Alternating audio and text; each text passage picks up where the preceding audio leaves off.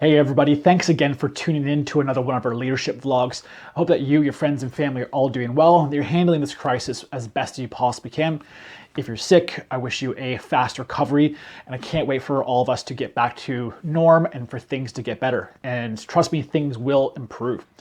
Now, I'm not a medical professional, so I'm not even going to talk about the whole COVID-19 sickness itself, but what I want to talk to you about is my prediction, and please don't get me wrong. I really do hope that I'm wrong and that the team here is wrong about this, but we've got a prediction about the post-COVID-19 and the impacts we're actually going to be suffering, especially in workplace culture and employment after COVID-19 has run its course.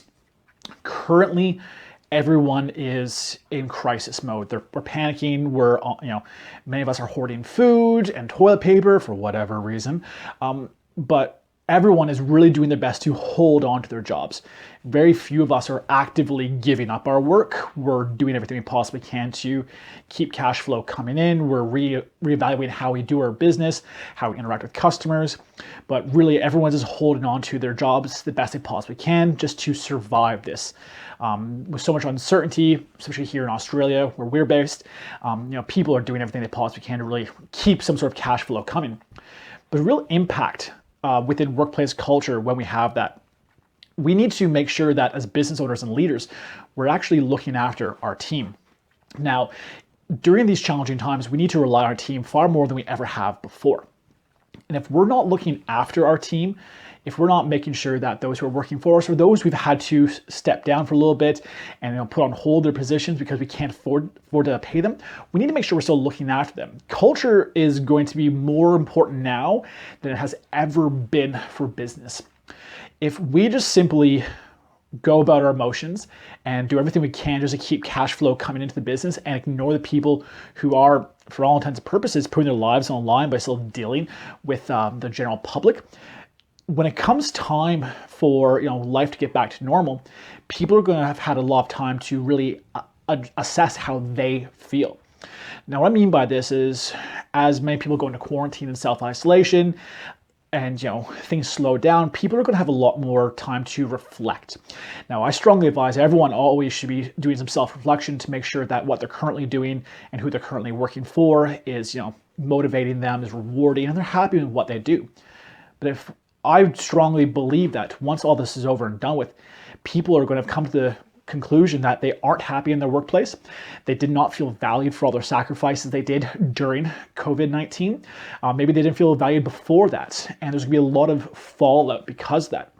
Once businesses get back to normal and people start spending money again, jobs are being offered in different companies, I have a strong feeling that a lot of employees are going to quit their jobs, especially the ones they fought so hard to hold on to, because those jobs, for a lot of them, was merely money that was going to allow them to keep roof over their head, lights on, and food in their bellies. They're going to be looking for things that are going to actually fulfill them more. We're all going to have globally an awakening of what fulfillment is and what value is. We're going to start really assessing, what we want out of life, and we're going to be seeking out employers who are going to look after that and who can help us, reach those goals.